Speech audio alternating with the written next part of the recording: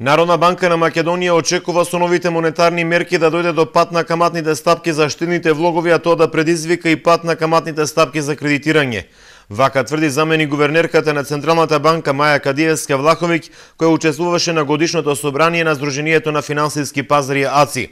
Укинувањето на неделните аукции на благајнички записи и воведувањето на репо трансакциите отвара можност комерцијалните банки да ја коригираат својата каматна политика за да го поттикнат кредитирањето.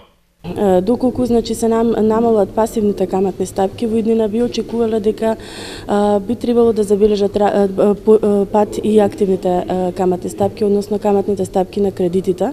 Мерките беа во насока на давање на стимул на банките поактивно да управуваат со ликвидноста, односно оној дел од вишокот на ликвидност која што до вчера беше инвестирана во благајнички записи, разбрани како таков инструмент, се надеваме дека на еден среден рок, оваа склоност ќе се намали, односно дека овој вишок на ликвидност од страна на банките ќе биде насочен кон кредитирање на приватниот сектор и кон инвестирање во други инструменти. Банките пак тврдат дека мала е веројатноста да дојде до намалување на каматните стапки за кредитирање, ако се има во предвид дека пред неполна година истите ги спуштиле. Друга причина е немањето на кредитни барања за издржани квалитетни проекти, а и ризиците во стопанскиот реален сектор се уште се големи.